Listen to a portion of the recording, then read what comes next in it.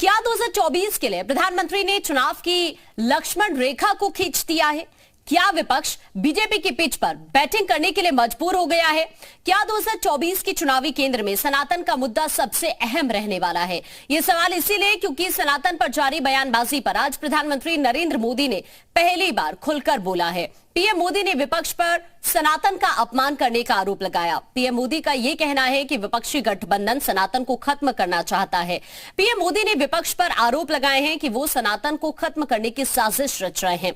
आरोपों के साथ साथ पीएम ने विपक्षी पार्टियों के प्रमुख नेताओं की चुप्पी पर भी सवाल उठा दिए हैं। सनातन पर सियासी बयानबाजी के बीच आम पब्लिक की क्या राय है? सनातन पर हो रहे सियासी प्रहार को लेकर जनता क्या सोचती है, ये जानने के लिए पब्लिक के बीच शहर शहर हमारे सहयोगी मौजूद हैं। लेकिन उससे पहले आप देखिए सनातन पर किस तरह सियासी माहौल टाइट है।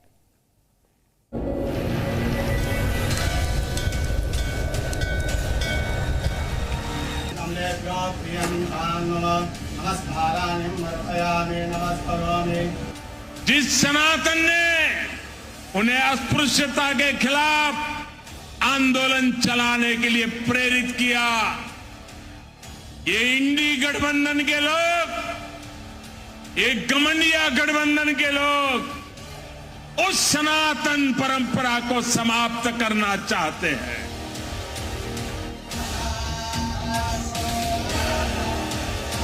जहां एक तरफ भारत प्रधानमंत्री मोदी जी के नेतृत्व में दुनिया की एक बड़ी महाताकत के रूप में उभर रहा है, वहीं बहुत सारे लोग हैं जो भारत और भारतीयता पर आज भी प्रश्न खड़ा करके भारत की विरासत को अपमानित करने का कुत्सित प्रयास कर रहे हैं।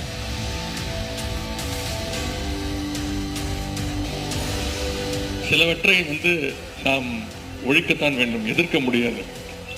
கொசு, டெங்கு காய்ச்சல், மலேரியா, கொரோனா இதையெல்லாம் நம்ம எதிர்க்க கூடாது, ஒழித்து கட்ட வேண்டும்.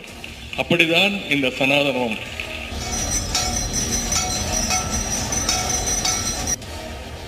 सनातन पर आघात करने वाले यह शब्दों का बाण चला सकते हैं, लेकिन सनातन को छू भी नहीं सकते। जैसे सूर्य भगवान को नहीं छू सकते, वैसे सनातन को नहीं छू सकते।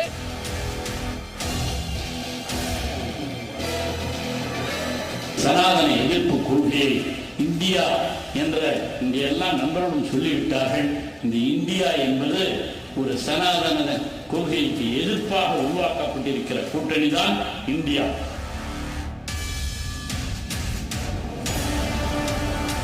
Why they are raising this issue? Just to polarize the people and communalize the whole situation.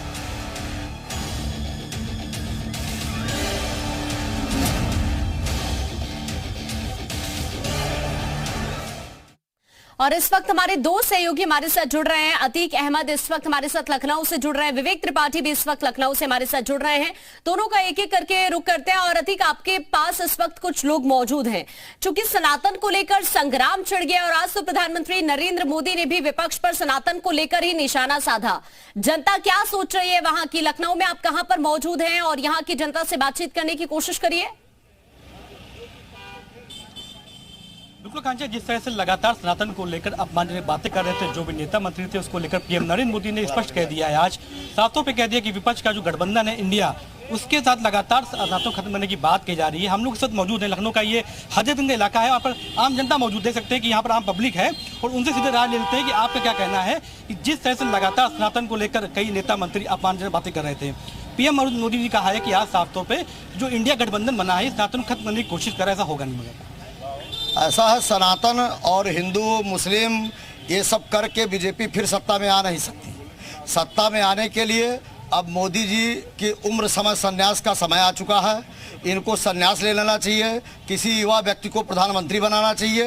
तो सनातन का अपमान दूसरे व्यक्ति कर रहे हैं, उन्होंने ये कहा। अपमान कोई नहीं कर रहा है, सिर्फ ये मुद्दा बना रहे हैं। हिंदू मुस्लिम सनातन तमाम तरीके के मुद्दा बनाते आए हैं, यह भी एक मुद्दा बना रहे हैं और यह मुद्दा काम आना नहीं है, क्योंकि जब उम्र समय संन्यास का समय इनका आ चुका है। आपका क्या कहना है कि जिस तरह से बाकी जो नेता हैं सनातन का अपमान करते हैं और पीएम नरेंद्र मोदी ने कहा है कि इंडिया गठबंधन ही इसको लगातार खत्म करने की बात कर रहा है? माननीय प्रधानमंत्री जी का यह आरोप गलत है बहुत सदियों पहले सनातन धर्म था और लोग पूजा पाठ करते थे। हनुमान जी का जो है पीला वस्त्र पहन के, लाल वस्त्र पहन के वो करते थे पूजा, और आज भी कर रहे हैं। जब नरेंद्र मोदी जी इस धरती पे पैदा नहीं हुए थे उससे पहले से भी सनातन धर्म चला आ रहा है, या जो भी भाजपा के नेता हैं उनसे बहुत सदियों पहले जो है ये सनातन धर्म था और रहेगा।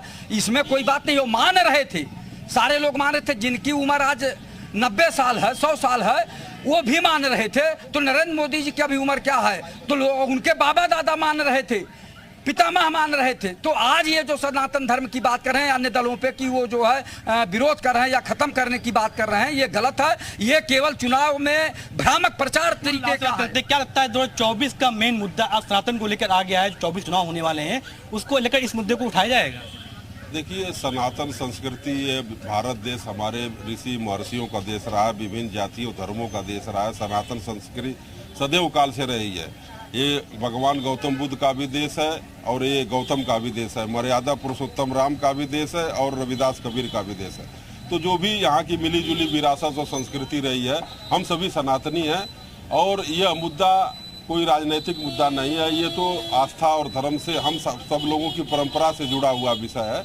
मुद्दा तो 2024 में जब चुनाव होगा तो उस समय क्या होगा, अभी तो 2023 चल रहा है। अभी 3-4 राज्यों के चुनाव भी दिसंबर में होने वाले हैं। चुनाव के समय मुद्दे तय होते हैं और चुनाव के समय पार्टियां मुद्दों को तय करती है, जनता मुद्दों के तय करती है। आप सलाह देते हैं, क्या लगता है जो तमाम पार्टियां इस तरह के बयानबाजी कर रही हैं, इससे किस पार्टी को फायदा मिलने वाला है? देखिए साहब, भारतीय जनता पार्टी अपने 9 साल की विफलता को अपने सरकार का जो इसका सरकार चलाने का तरीका का, डेवलपमेंट विहीन सोच का, पूरे देश को नफरत की आग में झोंकने का, ठीक है, पूरे नौजवानों के भविष्य के साथ खिलवाड़ का। लौट रही हूँ। इस वक्त 2 सहयोगी और हमारे साथ बने हुए हैं। विवेक त्रिपाठी भी इस वक्त लखनऊ से हमारे साथ जुड़े हुए हैं। विवेक, आप इस वक्त लखनऊ में कहां पर मौजूद हैं और यहाँ पर जनता के क्या रिएक्शंस आ रहे हैं, जानने की कोशिश करिए जरा।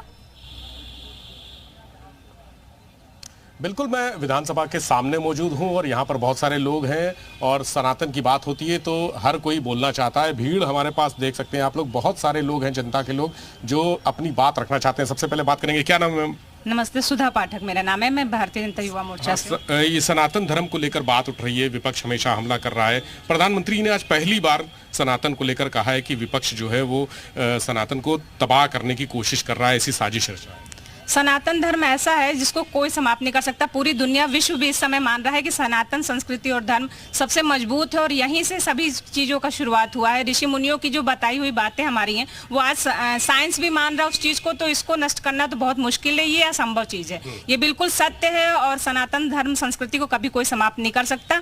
तो ये जनता भी देख रही है कि विपक्ष कितने गलत राजनीति कर रहा है कि जो हमारी धर्म संस्कृति, जो हमारी जड़ें हैं उसको नष्ट करके हम न जीवित रह सकते न हमारे देश की पहचान बचेगी, तो ये सरासर गलत है। तो आप क्या कहेंगे? वो कह रहे हैं कि सनातन ऐसी चीज है जिसको नष्ट नहीं किया जा सकता। देखिए, हम जय श्री राम, हम हिंदू हैं और विपक्ष कितना भी हमें बांटने की कोशिश करेगा हम कभी बटेंगे नहीं, क्योंकि हमें बचपन से जो शिक्षा दी गई है हमें ये पता है कि हमारा धर्म क्या है, ना ये कभी खत्म हुआ था ना कभी खत्म होगा, और यही सीख हमें आगे अपने बच्चों को भी देनी है। किसी विपक्ष के कहने से कि हमारा सनातन धर्म ऐसा है या वैसा है, इससे हमें कुछ फर्क नहीं पड़ता। आप क्या कहेंगे? देखिए, INDIA जो गठबंधन बना है ये स्वाभाविक रूप से इसी लक्ष्य के साथ इन लोगों ने बनाया है कि सनातन पर हमला करना है, हम दूसरे वर्ग का ध्रुवीकरण करें, उसके लिए तुष्टीकरण करें। लेकिन वास्तविकता ये है, जमीन पर जनता जनार्दन इस बात को समझ रही है कि आप जब आपके पास कुछ नहीं बचा तो या तो आप हम लोगों को जातियों में बांटने का प्रयास करते हो या फिर फ्रस्ट्रेशन में आकर के सनातन को समाप्त करने की बात करते हो। सनातन जिसका ना तो कोई आदि है ना अंत है, ऐसे विषय पर ऐसे तुच्छ और छोटी मानसिकता के लोग टिप्पणी करने लगते हैं। इनके अभी एक कोई मंत्री ने बयान भी दिया, उन्होंने भी स्पष्ट कर दिया, INDIA के ही एक घटक दल के मंत्री ने बयान दिया कि INDIA बना ही इसीलिए है ताकि सनातन को खत्म करना है। आपको लगता है कि 2024 का मुद्दा यही सनातन होगा? देखिए, सनातन का जो विरोध है, जिस प्रकार से नरेंद्र मोदी जी ने कहा है, तो आप ये देखिए कि जो ये गठबंधन बना है उसमें कौन लोग हैं।